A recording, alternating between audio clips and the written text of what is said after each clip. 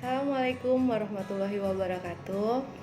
Saya Pratika Aprianita, mahasiswa S1 Keperawatan Mitra Adiguna. Di sini saya akan mempresentasikan patofisiologi trauma torak dan penata laksanaannya. Trauma pernapasan ataupun trauma torak ini menyebabkan kematian yang signifikan banyak terjadi. Nah, dapat dicegah dengan diagnosis dan penanganan yang cepat dan tepat. Beberapa trauma torak yang sering muncul adalah tension pneumotorak, open pneumotorak, massive pneumotorak, file chest, dan cardiac tamponade. Tension pneumotorak ini angka kematiannya sangat tinggi terjadi pada rumah sakit. Misalnya dia ada pasien dari IGD ataupun pasien yang di ICU ya. Trauma torak apa itu? Nah, trauma torak adalah luka atau cedera yang mengenai rongga torak yang dapat menyebabkan kerusak pada dinding-dinding torak ataupun isi dari kavum torak yang disebabkan oleh benda tajam ataupun benda tumpul yang dapat menyebabkan keadaan gawat torak yang akut. Nah, penyebab trauma torak atau trauma dada dapat disebabkan oleh tension pneumotorak, trauma dada pada selang dada. Nah, biasanya ini menggunakan terapi ventilasi mekanik yang sangat berlebihan, menggunakan balutan atau tekanan pada luka dada tanpa ada pelonggaran balutan. Nah, ada juga pneumotorak tertutup. Pneumotorak tertutup biasanya tusukan pada paru oleh patahan tulang iga atau ruptur oleh ventricle flaccid yang terjadi pada sequel dari PPOM. Nah, tusukan paru yang prosedur invasif misalnya ya. Kemudian kontusio paru cedera, tumpul dada akibat kecelakaan kendaraan atau tertimpa benda yang sangat berat. Kemudian pneumotorak terbuka akibat kekerasan, misalnya tindakan atau luka tembak. Kemudian fraktur tulang iga, yang kemudian tindakan medis atau pada saat tindakan operasi atau pukulan daerah torak. Nah, patofisiologi rongga dada terdiri dari sternum, 12 vertebra torakal, 10 pasang iga yang berakhir di anterior dalam segmen tulang rawan, dan 2 pasang iga yang melayang. Di dalam rongga dada terdapat paru-paru yang berfungsi dalam sistem pernafasan. Nah, apabila rongga dada mengalami kelainan, maka akan terjadi masalah pada paru-paru dan akan berpengaruh juga bagi sistem pernapasan. Akibat trauma dada disebabkan karena tension pneumotorak, cedera pada paru memungkinkan masuknya udara tetapi tidak keluar ya ke dalam rongga pleura. Terjadilah tekanan atau meningkatnya tekanan, kemudian menyebabkan pergeseran media sternum dan kompresi pada kontralateral. Demikian juga penurunan aliran balik venosa mengakibatkan kolapsnya paru. Nah, pneumotorak tertutup dikarenakan adanya tusukan pada paru seperti patahnya tulang iga dan tusukan paru akibat prosedur invasif menyebabkan terjadinya pendarahan pada rongga pleura tersebut. Nah, jadi adanya peningkatan mengakibatkan paru-paru akan menjadi kolaps. Kontusio pasru mengakibatkan tekanan pada rongga dada.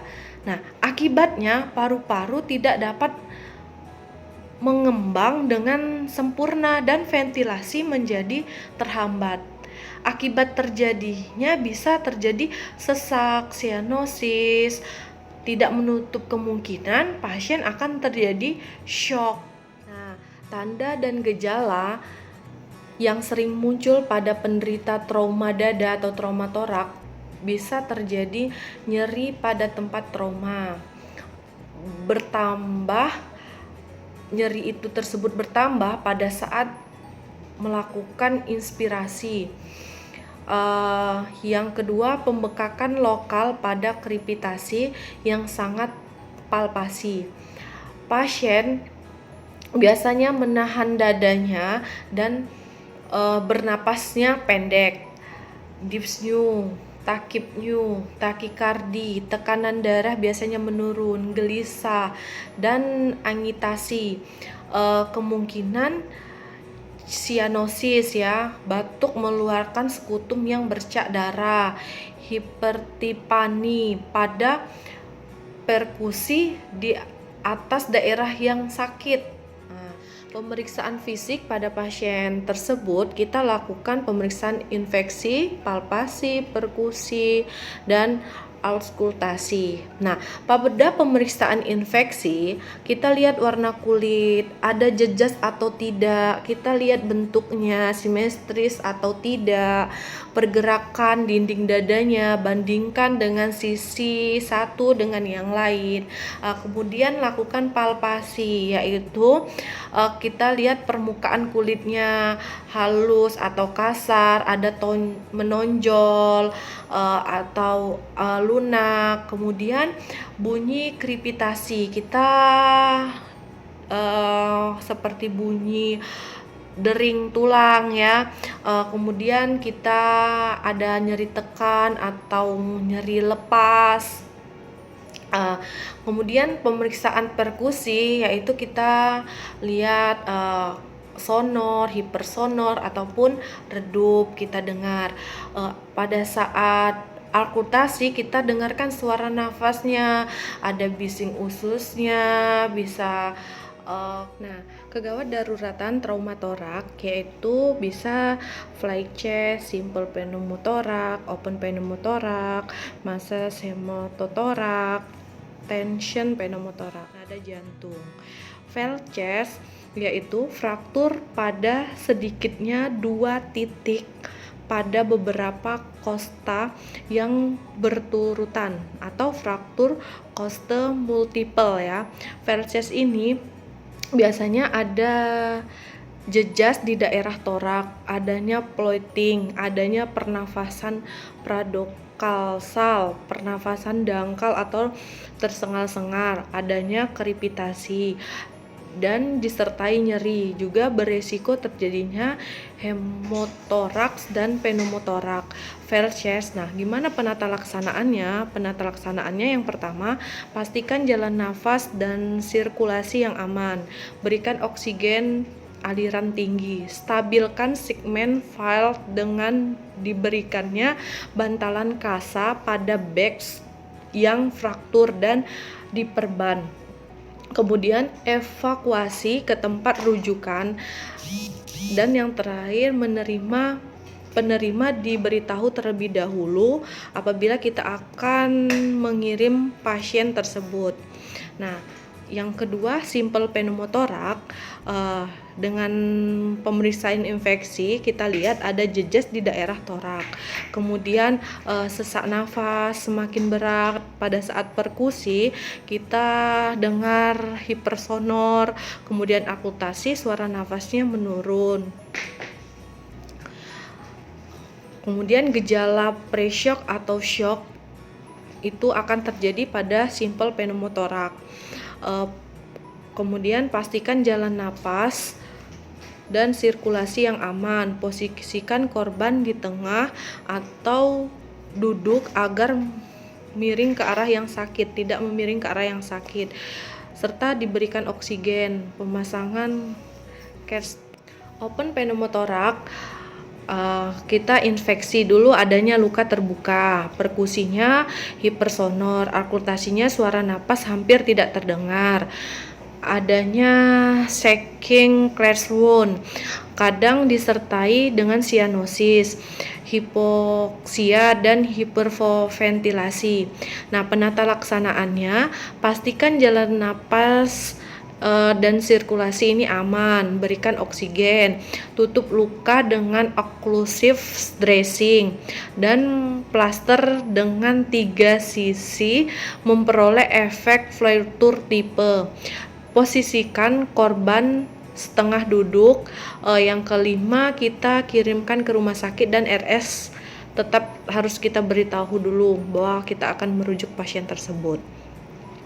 Yang selanjutnya, masif hematotorak. Nah, ini pemeriksaannya infeksinya kita lihat ada jejas atau tidak, perkusinya biasanya terdengar redup ya, suara nafasnya hilang, kemudian tachikardi, nyeri dada, cyanosis, dan pre-shock dan shock. Nah, masif hematotorak ini pastikan jalan napas pernapasan dalam sirkulasi yang aman, oksigen dengan aliran tinggi, posisikan pasien setengah duduk, kirim ke rumah sakit, perhatikan tanda-tanda terjadinya shock hemorrhagic, pemasangan test tube. Nah, tanpa nada jantung. Tanpa nada jantung ini kita melakukan pemeriksaan infeksinya, kita lihat ada jejas di daerah dada torak kiri, peningkatan tekanan vena juguralis, perkusi redup, auskultasinya bunyi jantung melemah, biasanya pasien tersebut gelisah, pucat, keringat dingin, perikardiotensis atau kelebihan darah. Tanpa nada jantung, penanganannya yaitu pastikan jalan napas pernafasan dalam sirkulasi yang aman, posisikan pasien dengan setengah duduk, beri oksigen dengan aliran yang tinggi, kirim ke rumah sakit, dan tidak lupa kita tetap memberitahu rumah sakit yang kita tuju lebih awal, kemudian pantau nyeri dada dan denyut nadi jika tersedia dilakukan EKG. Nah, itu tadi presentasi dari saya. Terima kasih, semoga bermanfaat.